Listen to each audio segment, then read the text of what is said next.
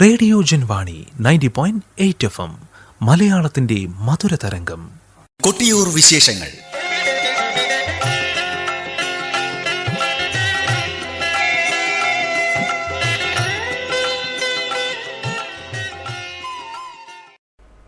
കൊട്ടിയൂർ വൈശാഖ മഹോത്സവത്തിൻ്റെ ഭാഗമായി ഇന്ന് അത്തം ചതുശതം.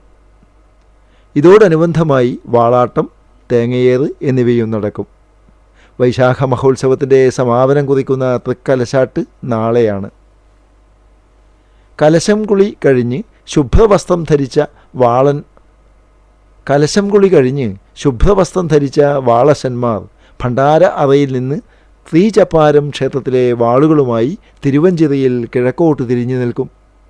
ഇക്കരെ ക്ഷേത്രത്തിലെ ദേവൻ്റെയും ദേവിയുടെയും തിടമ്പുകളുമായി പാലക്കുന്ന് നമ്പൂതിരിയും പടിഞ്ഞിറ്റ നമ്പൂതിരിയും തെക്കോട്ട് തിരിഞ്ഞു നിൽക്കും. ഈ തിടമ്പുകളിൽ നിന്ന് ദേവചൈതന്യം വാളുകളിലേക്ക് ആവാഹിക്കുന്ന ചടങ്ങാണ് വാളാട്ടം. പ്രായക്രമത്തിൽ ഓരോരുത്തരും ഇത് ആവർത്തിക്കും. ഓരോരുത്തരായി തിരുവഞ്ചിറയിൽ ഓരോ പ്രദക്ഷിണം നടത്തും.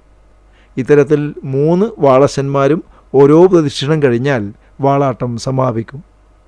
വാളാട്ടത്തിന് ശേഷം വാളുകൾ ഭണ്ഡാര അറയിൽ സൂക്ഷിക്കും. അത്തം നാളായ ഇന്നത്തെ പന്തീരടി ശീവേലി ഈ വർഷത്തെ അവസാനത്തെ ശീവേലിയായിരിക്കും. അവസാനത്തെ വലിയ വട്ടളം പായസം ഇന്ന് പെരുമാളിന് നിവേദിക്കും.